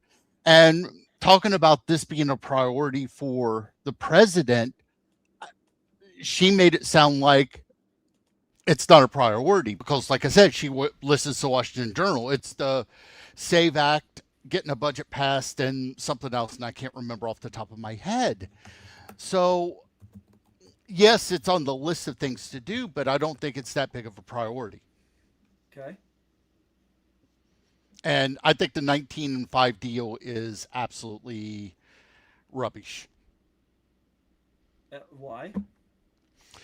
Because if you're going to cap a conference, let's say the Big Ten, well, you can't go to 19. You can't evenly schedule. Let's say the Big Ten wants to go to 20. Let's say that they want to add, I don't know, Minnesota State and whoever. I'll just do a team out from a fictional TV show. So let's say they want to add teams, and they can't. Okay. And they see value in that team to add them to their conference. They can't add them. Same thing with the SEC. The SEC will want to add what they see as value. And if they see 4 schools that give them value, they can't do that. They can only add 2 because you can't schedule at 19. The 5-year rule, yes, where other schools are taking a pay cut for a while, but you're getting no money. And even if you join, will you be able to get any money after that? Will you be able to get full freight enough to where it amortizes itself to the point where you'll get that money back? Nobody's going to sit out for 5 years as an independent. I'm really shocked. Oh, you need to get Danielle Kelly on here because she might be able to explain a little bit. She's a busy gal. Yeah, I know she's busy. Gal, so Ask her about I'll get her back. yeah, what happened in what's going on in Tallahassee, because just due to the fact that they're the ones that are trying to nuke this bill. And well, they're lobbying. Yeah. Certainly. They're lobbying. Yeah. They're not the only ones. No, they're There not. are people from Cleveland, there are people from Miami that Yes. are lobbying against this cap as well. Oh yeah. Yeah. Yeah. So that's it. I'm Okay. good. All right. Thanks, Daniel. Appreciate you. Doing a good job moderating. Thank you. All right. All right. I'm going to go and see. I shouldn't have done that. Hang on. Let me go here. Let me just do this just to make sure I don't screw this up. See, that's why I did that. Okay. All right. There's just too many comments, you guys. I appreciate all the phone calls. Bomber, your volume. So I'm just trying to read your comments as I'm going through it. Rock says, Bomber, your level is lower than callers and Daniel. People usually criticize me for my volume, so I've turned it down in the past, Rock. Let's try this. I'll try to raise me up. How do I sound now? You guys give me a mic check? You sound good, Daniel? All right, we'll go with that setting for a bit. Okay. Thanks for everybody's comments. I really appreciate it. I want to get to a few that are starred before I get back to phone calls. Working backwards, Kenneth Maynard, the P2 are getting most of what they want in this bill through compromise and working with the other two P4 conferences. Realignment isn't a focal point for most people, or apparently the P2. Very fair. Yep, very fair. Let's see here. David Kreitzer, the bill mandates that NIL deals from school-affiliated sponsors, donors, and multimedia partners now count directly against the $48.8 million cap. That's a hard cap, kids. Yeah, I mean, I don't even, if you're going to put the number in there, why not be specific? 48.8. I just know people are going to get paid, David. I would be shocked if this bill went into play and we immediately within the first year didn't have a bunch of lawsuits, either schools trying to get the hammer put down on them by the CSC or Congress trying to get in trouble, or individual athletes or even schools suing, saying you can't restrict us like this, it's illegal. Hard cap or not, the cap itself has issues in my opinion. Just like the CSC, I never thought we're still not where the CSC gets to enforce anything because all the conferences haven't signed off on it. You can't enforce something that doesn't, I mean, what are we doing here, everybody? And then I want to get to a couple from my friend Glenn Hanna, who is Oregon Ducks super fan, also been with us for a very long time. Thank you so much, Glenn. I'm in Benton City this week, and for those that don't know, that's near the Richland Bombers, and is right. It's just about 10 miles, 8 miles out of town. It's absolutely true. But partly grew up well, up and down the river area there. Anyway, good to see you, Glenn. Thanks for being here tonight. Appreciate the shout out. All right, let me get to a few more comments, and I'll turn the phone lines back on. Bulldog, Mississippi, the 9 most terrifying words in the English language. I'm sorry, but I didn't see what they were before, Bulldog. I apologize. I didn't get what the 9 words that were marked. Daniel flagged your comment and then didn't say what those 9 are. So if you will put in the comments what those 9 words are, I'll read them, Bulldog. I promise you. I don't know what they were from the beginning. I apologize. Just to clear up a few more things, Michael Smith, a 20-team cap means a dozen teams leave the ACC. DJT ain't signing off on that. 20 cap means a dozen teams leave the ACC. So he sees all those teams going to the Big Ten, the SEC, and the Big 12. Is what Michael's predicting there. Yeah, I don't know. It's hard for me to see. I think that 20 cap's fine. I don't have a problem with 20 cap. The 19 cap I think is unreasonable. The any cap I think is worth broken. I don't think you need to cap anything. But they treat us like we're stupid because without having strictures, we can't live our lives without laws. I'm kind of the other way. Don't come at me with laws. I can take care of myself, thank you. You just take care of you. If everybody was empathetic and cared for their neighbor, at the same time took their own responsibilities seriously, we wouldn't need as many laws, would we? Anyway, open the phone lines up. 801-899-6203, 801-899-6203. We are an hour and a half into the show. I appreciate everybody being here tonight. We had some fantastic phone calls. I've seen some people saying I'm similar to Feinbaum. I don't know what that means. I don't listen to Paul very often. But whatever. I'll take it in the comments, even if it's sarcastic from you guys. I'll take sarcasm from all you viewers. That's the way it goes here. 801-899-6203. Let me get to some more comments here while we're waiting for people to call in. Let's see. Let's see if we can get some. Tom DeBay says, should coaches' salaries be capped too? I mean, if we're going to do caps, let's go all the way. Let's cap how many cars a school can have. How about that? Or let's cap how many Gatorade bottles they get every year.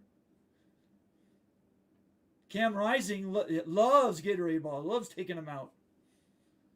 Does that mean the school counts against their Gatorade bottle cap? I mean,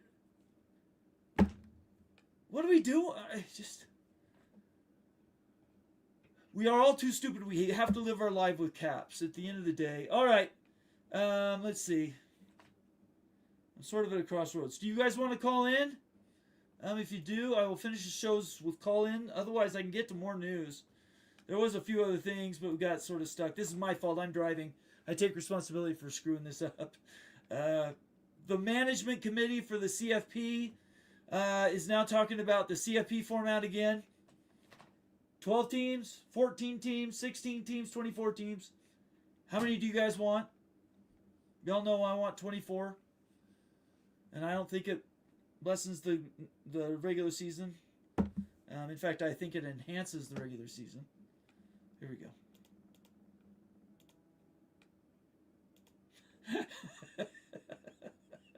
What's up, Rock?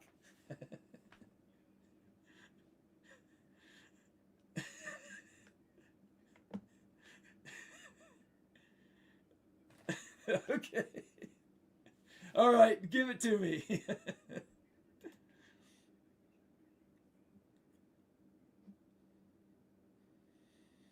Wasn't that like that was an ESPN show, right? It had a guy at the end. Yeah. Something like that, yeah. Okay, all right.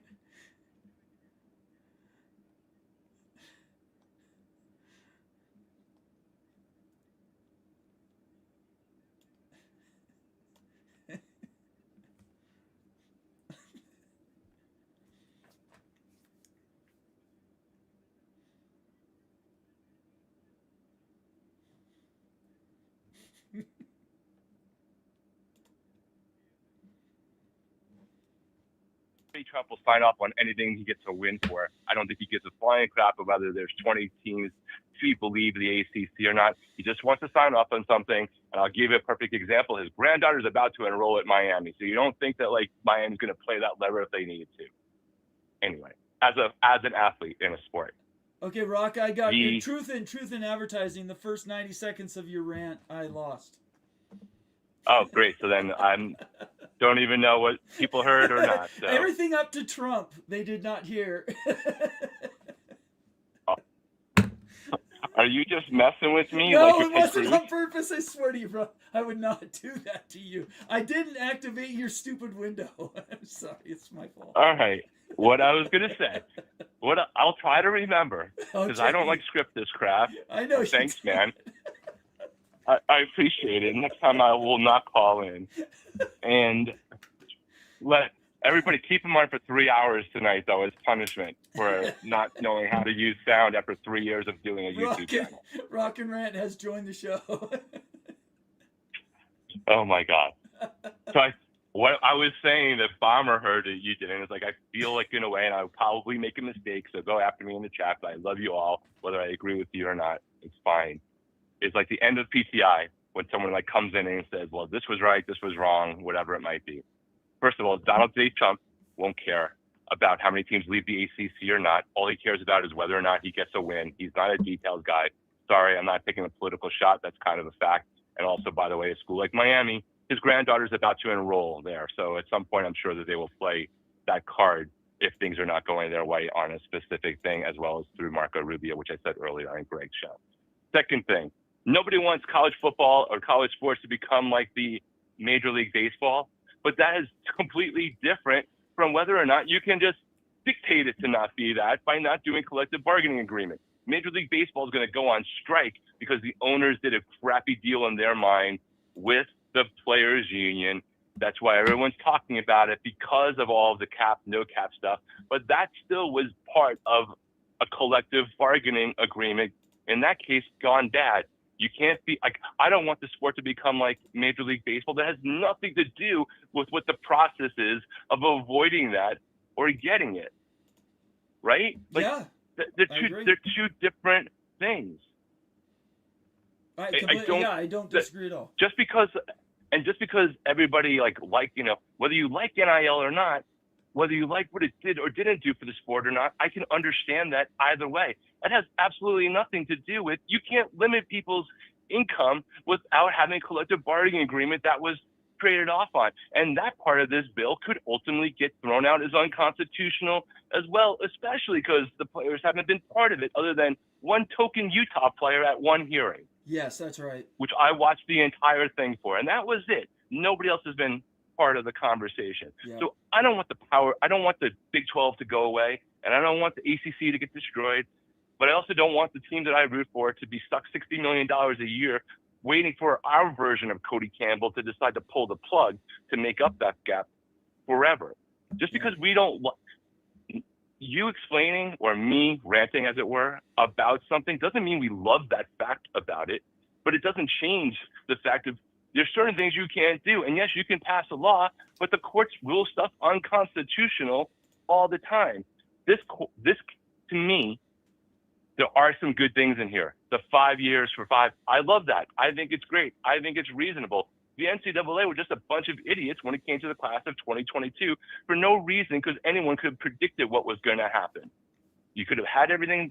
Everyone before got COVID year. Everyone after is getting 5 for 5. You could have just been smart. Instead, right now, as it stands, only Indiana is getting a great player back for college football who had 19 tackles for loss last year and that got hurt right before the playoffs really kicked off. And they could have avoided that, but no, they didn't do it. So yes, the 5 for 5 is getting blown up, but it's only getting blown up right now for the 2022 class.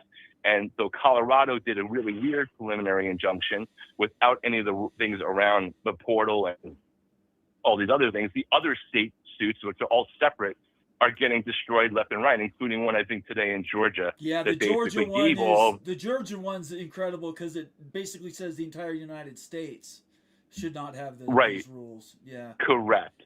Right. And the transfer portal, that's probably going to get blown up too. And that's my reminder too of, yes, they are supposed to be theoretically using the House settlement as a cap and the College Sports Commission. However, the House settlement was F from the beginning because it imposed rules on a bunch of people who hadn't even enrolled in college yet, right, limiting their future income for a settlement for stuff that was retroactive on a whole class of people that weren't even party to a class action lawsuit. Well, the hammer that it puts down on universities that aren't in autonomous conferences is an absolute joke. That was the very first thing I took exception. Correct. with. Yes, Yeah. the Power Four screwed the G6 and everybody Yeah, they else, did. including Division II. Yep. So the people who are talking about how this bill is to serve all sports, that is 100% true. But know what part is not serving all the different divisions and all the different sports? The 19+5. Yes. Congress should be regulating the things that impact the interstate commerce aspects of different laws in different states, different court rulings in different states, localized stuff that is impacting the SEC in and of itself, because what might be passed in Georgia could be different than Florida. They need to step inside. They don't need to be telling you who you can hang out with. Right. Until and unless one conference gets 50% of the market, or whatever the definition of antitrust is, or overwhelming monopoly. And I'm telling you right now, the Big Ten going to 21, 22, 27 is not going to meet that standard. They're getting in the way of the things that Mark's Holy Grail said. There are things in here that are good. But if you go look, and I forwarded it to Greg, and I can retweet it later on. If you look in this thread that Mitt Winter, who's one of the lawyers, reposted from another lawyer in response to Maria Cantwell's statement today I got about this, Yeah. right? Go ahead. Tell everybody. The things there's multiple things that she specifically talks about that really theoretically are supposed to help with the coaching salaries and not taking away money from research institutions. That actually the way these idiots did the damn bill doesn't actually solve either problem, either high or below that number, which just goes to show how completely ass backwards all of this has been. And yes, I also don't disagree, Mark, about, hey, Cody Campbell was part of Smash Capital. Well, maybe he just lost that one thing, right? Yeah. And he got everything else in this because of whatever Cantwell said. So, like, just because he didn't get everything he wants doesn't mean he didn't write 3/4 of the damn bill that we are getting. Because we still haven't gotten an answer on why the 19 specifically, we can guess, and why the 5 years thing. We haven't, I think, and the 5 years thing, 5 years for most schools trying to make that gap is $200 million easy plus without the new media deals even being written. So it's not that long of a time, except if you don't want to lose $200+ million to go to somewhere that you should have gotten it for free the day before. It's passive aggressive lawmaking.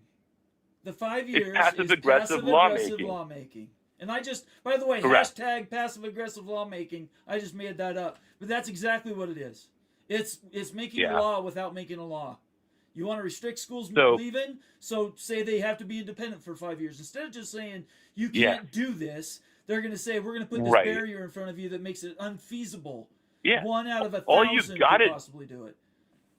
You can totally go to sleep tonight, Bomber. You just you first have to go bang your head against a concrete wall for 5 minutes. Right. Yeah. And then we'll let you go to sleep. Right. Yeah. It's anyway, ridiculous. It's ridiculous. I'm sort of done, but it's. Well, let me ask you a question. There are parts of this law that are good, and they're ruining it with stuff that is like almost indefensible constitutionally and opening up for lawsuits afterwards. So let me ask you this. If which is what, and you know I've been advocating this for a very long time, but why not just take a break, put this thing to bed for this year, and come back in the next legislative session over the next 2 years Never going to actually happen. Build something that works. Because they'll never happen. Never would happen. Okay, fine. That might never happen. But do you think the PCSA gets passed? I'm going to say it's never going to happen. I can't see the House passing this deal. I don't think the House is passing this version. That's what I'm. So what's the difference between saying you're going to take the next 2 years to write something good? Because they might just take out the 3 or 4 parts that are the most onerous, and then leave it to every. That's what I think they might try to do. Oh, look, do I think the House? I don't even know if the House is going to vote on it. No, to be clear. Yeah, I don't. I have no idea. But Cantwell can't approve both. Cantwell can't be for everything up to here, but then also take the fact that she's butthurt about Washington State and put it on the back end. You can't do both things at the same time. They are bipolar. You can't try to be all things for No, everyone they should and break not the thing expect to into wind up being pieces no and- things for anyone. Yeah, I agree. Yeah, if you're all things for everyone, it means you're nothing for no one. That's exactly right. Yeah, I So, agree with you. yeah, I mean, I don't know that they'll do that. I mean, I would love to I don't blow. care I if would love Emick- for him to blow it up and blow it into pieces. Yeah, I would love it look, to be in pieces. the only time I've ever agreed with Tommy Tuberville in my life was what he said recently, right? And a skinny bill of some sort would be a good start. And a lot of the things that Mark Grail was talking about earlier could actually have been in that a skinny bill version, right? But we didn't decide to do that because we're going to fill it with bloat, and maybe it ultimately gets passed and we're all wrong, and then we see any lawsuits happen. Maybe it gets through the Senate, doesn't get to the House. Maybe the House changes a number of things and it gets to a happy place where nobody's happy, which is usually a sign of good legislation, where nobody feels like they got everything. Of all possible And then we see. outcomes, how can we go to bed? You say bang your head against the wall. How can anybody go to bed at night saying we've just given an antitrust exemption to, of all organizations, the NCAA? Yeah, the NCAA, because they've only gotten sued 1,000 times. Have they because gotten they're anything so right? trustworthy. Have they gotten anything right in 50 years? 60 years? The basketball tournament. Yeah, probably. That would be the one thing I would agree with you. Basketball tournament, they've done pretty well. But anything Right. football, Let's hear from no. others. No. No. Let's hear from some other smarter people. I just wanted to chime in, and now I'll hang up and listen. I'm sorry about the first 90 seconds, Rock. That's on me. Yeah, all good, man. All right, it's great to hear Bye. from you. Thanks for watching tonight. Take care, man. All right, we'll see you. He is Rock and Rant, the Rock and Rant of College Football Express. Do that with an X on YouTube. Also follow him on Twitter. Follow him on Twitter and subscribe on YouTube. There we go. I had a super thing come through. Sorry, I want to make sure I get super chats. Came in the side door while Rock was talking. Evil Badger, Ryan Willie, $5 super chat. Rock, I did my part in trying to keep Bomber here 3 hours. Do you guys really want me for 3 hours? You guys know the rule. The way to keep me here is to keep gifted memberships. Like this man received a gifted membership when he wasn't even watching. Antoine Johnson in the house got a new membership, Antoine, from Ryan Willie, who gave 20 new memberships. It's good to see you back in the fold, Antoine. Antoine's been with us for a long time. Long-time viewer. Appreciate him a ton. And I think that's all the supers I got taken care of. Good. Don't have those hanging over my head. You guys are the most important thing. I need to make sure you get you taken care of. To answer Ryan, I'll stick around as long as you guys keep doing new memberships or you do super chats. I'll stick around for those things for a while. Call in right now, 801-899-6203. 801-899-6203. Let's see, what else can we talk? I gotta put that up there. Give me 1 second. Just do cancel. Let me put the phone number back up. Is that right? Yeah. Okay. There we go. 801-899-6203. 801-899-6203. Call in right now. In the meantime, while I'm waiting for somebody else to call in, I will get to some more comments, which they have been wild and furious tonight. BYU Football Shonsky says the expansion of the basketball tournament is ruining the tournament, in my opinion. 76 teams, I think it's up to now. I don't know. It's a tournament. Who has the best tournament in all of sports? The NFL. The NFL has the best tournament. Daniel's shaking his head. I can see him below me. In my opinion, the NFL's got it exactly right. Exactly right. They're the most valuable professional league in the world. You think they do that just by accident? Nah, come on now. They do it because it's structured and they know what they're doing. College football should be wanting to do what the NFL does. Makes the most money and enables the most people. Let's see. There's 7 teams, is that right? In each conference in the NFL. 14 teams make it to the playoff. How many is it, Daniel? It's 14, isn't it? Let's see. Because you have 2 buys. You have the 2 1 seeds have buys. I think it's 14 teams. How many teams are in the NFL? 32. So it's just less than half, only by 2, of all the teams that participate in the most valuable league in the world, the NFL, get into the playoff. Anybody turning their nose up to 32 teams, which is not even a fourth of all the teams in college football. 24 is not even fourth of that. Quarter, if you want to say it a different way. That qualify for the playoffs, and you're watering down the playoffs by going to 24. It's a ridiculous idea. The people that want to restrict, and I say this to Moen, I'll say it to Rock, I'll say it to anybody who's watching right now. If you want to restrict the playoff, all you're doing is you're just trying to keep it to the old boys club that can qualify to get in and win a national championship. You don't want the Indianas winning national championships.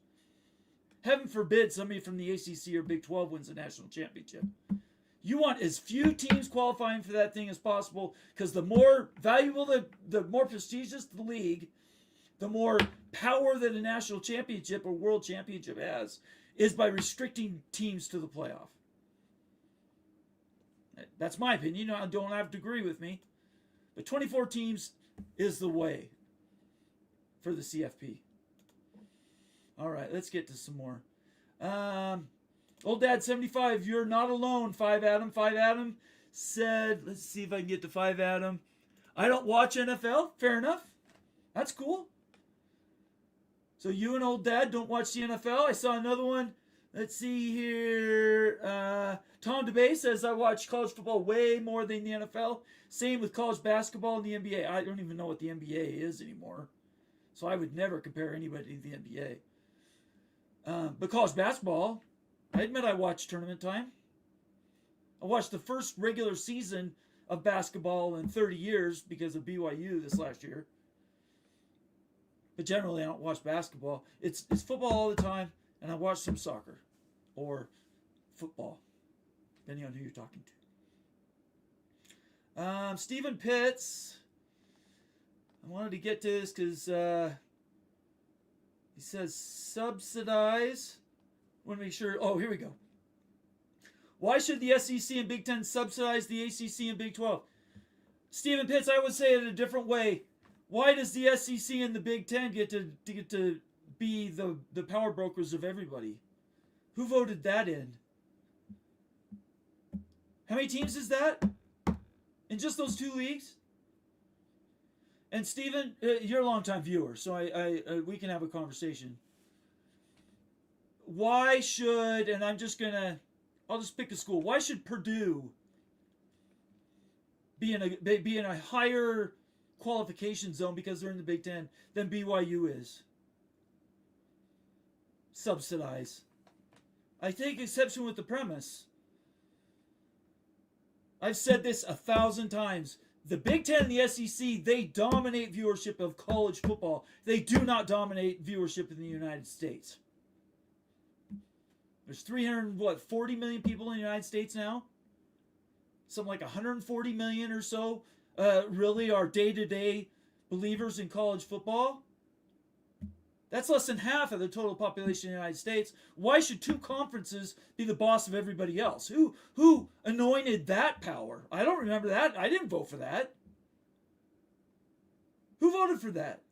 If you're a fan of an ACC team, did you vote for that? If you're a fan of the Pac-12, if you're a fan of the AAC, did you guys vote and say, yeah, Big Ten, SEC, you guys are subsidizing us so we can survive? Thank you so much for your largesse. I completely disagree with the premise. But again, we can disagree on that. That's cool. But I don't agree with the premise that says subsidize. Never have. Evil Badger again. Ryan's active tonight. Another $5 super chat. Nathan, are you going to do a prediction show for P4 conferences? We are. Absolutely we are. Greg predicted Minnesota 7th and Wisconsin 13th in the Big Ten. Ouch. I haven't looked at those yet. I've asked Moen a few times, even on shows, what time it is for us to do those reviews. We have to do it before the season starts. I think Moen really, really, really wants to make sure we're covering wall to wall. And I don't feel strongly about it one way or the other. I just want to do them at some point. But he wants to cover this PCSA stuff to the nth degree, and I support that. I voted for that with you. But I want to do previews sooner than later. I want football sooner than later. By the way, Seattle Seahawks are going to win the Super Bowl. Yell at me about that if you want to. All right, I got 9 minutes. I will go another 9 minutes. If nobody calls in, we'll pull the pin. 801-899-6203. 801-899-6203. Bulls fan, 2007. SEC and Big Ten are the power brokers because the other eight FBS conferences in Notre Dame agreed to it when they threatened to leave the first time. Yeah, Bulls fan, I think in hindsight, people regret not calling their bluff. I wanted to call their bluff at the time.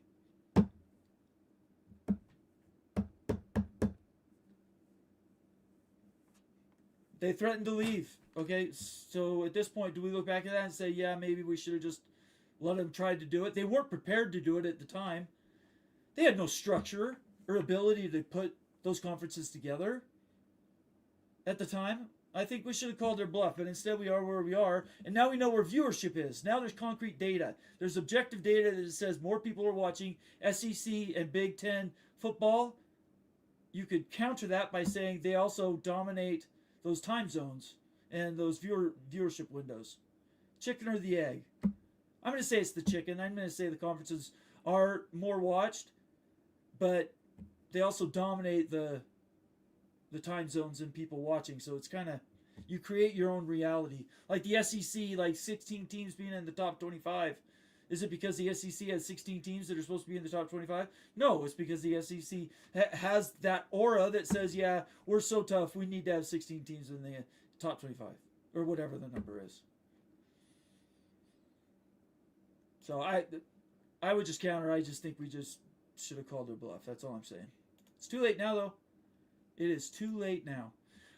Michael Smith, 20 cap equals 4 ACC to the SEC, 4 to the Big 12, 2 to the Big 10. That's 10. Calford would file for independence, and they can afford it. That's a dozen, but it will keep going.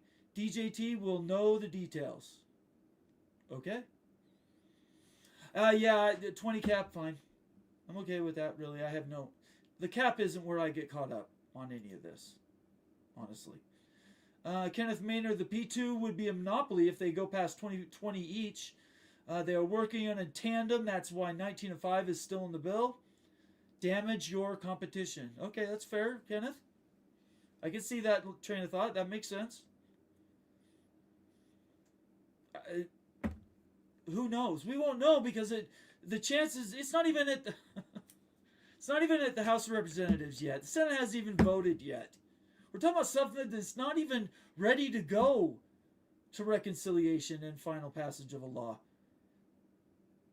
The world's turning upside down for something that's not even been voted on once. Oh, that's not true. Voted on in committee. I don't know. 5, Adam. All 4 conferences should become one league under one commissioner, share revenue. I've said that would be a solution. 5, Adam. I have said that.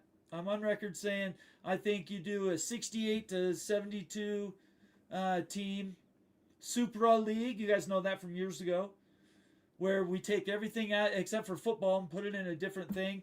And football you treat as its own entity. I'm also a supporter of promotion relegation. If you could pull that off, I don't think it's really possible, but I'd like to see that. It'd be cool. I like that system. You earn your way in. You earn your keep sticking around. I would prefer I'm sort of bipolar in this regard. I get selfish just like everybody does, just like Rock does for Miami. I get selfish saying I want to have the teams that I've always cheered for competing in one place for one championship. And that could be defined many, many ways. That's something I've always wanted to see. And we're not there yet. We're not close to that at all. But I think football doesn't belong in the NCAA at all. I think rules, one commissioner, I love all those ideas. 5, Adam. I do. Let's talk about it, though. Let's start those conversations, right? So many other things I'd rather talk about. Shonsky says the athletes have to start a union. Well, first they need to get active at their own schools, like happened at Stanford just last week. They need to take... Athletes need to step up and start taking responsibility for themselves. I agree with that. But a CBA would come after these athletes start doing stuff at their own schools. Old Dad says Bomber hates technology. I don't hate technology, Old Dad, because you're here. And if I didn't have this, I wouldn't be able to talk to you. So that's not true. I like technology. I'm an idiot sometimes in controlling it. I fully admit that.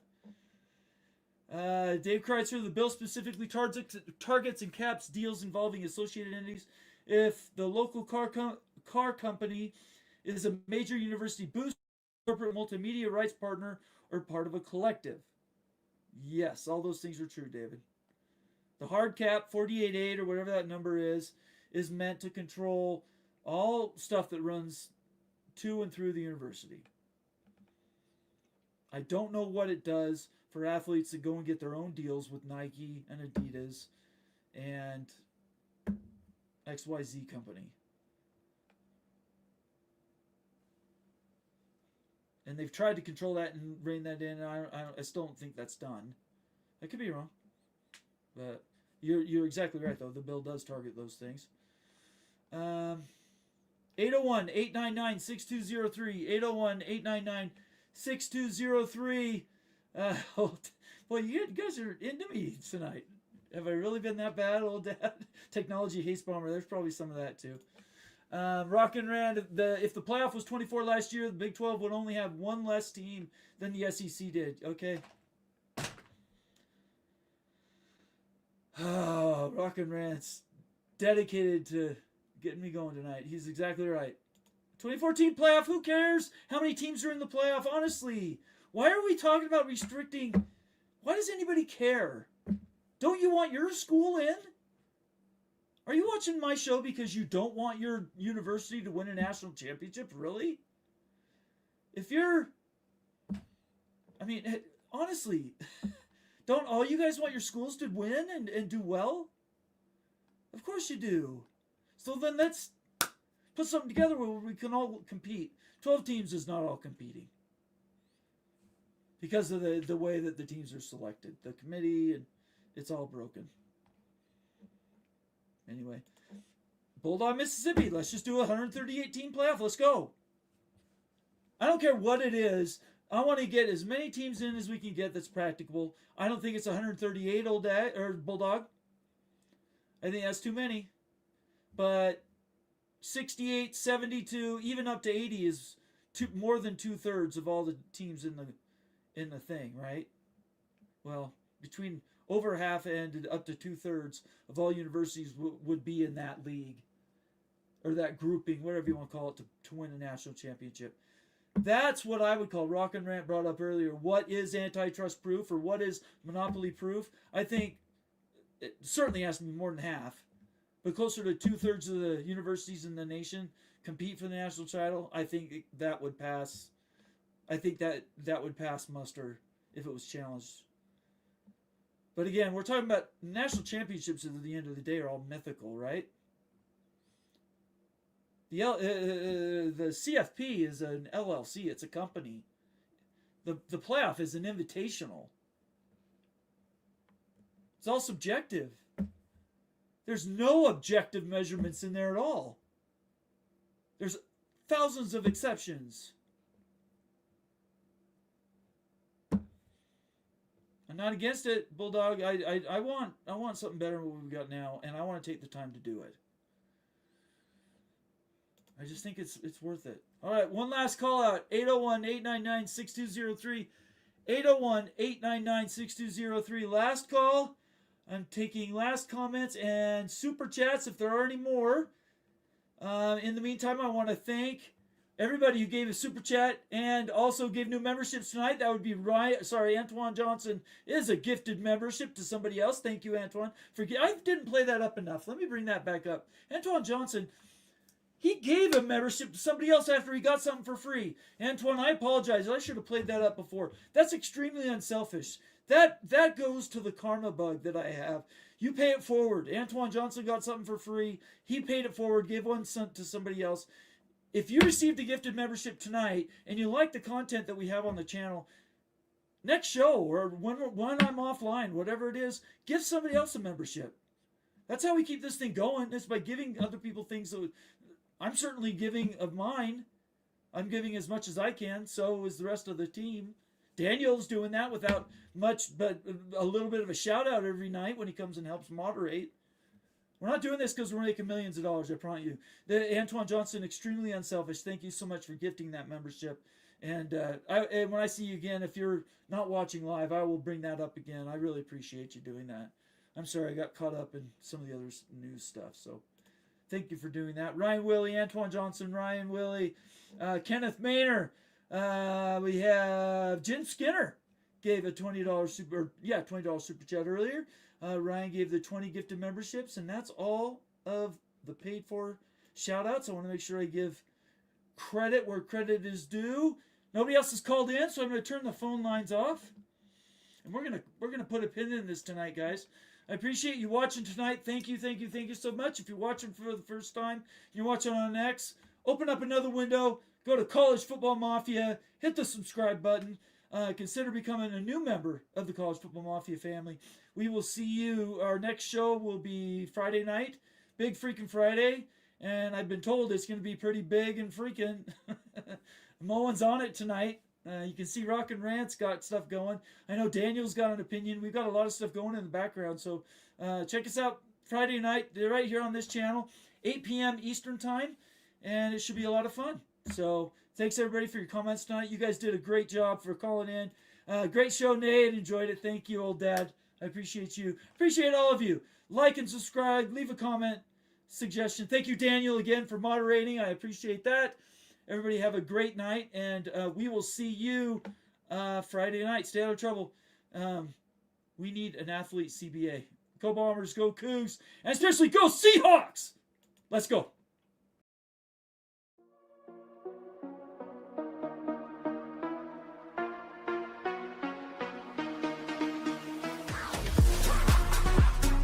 Welcome to the gridiron, folks. He's the signal caller, the general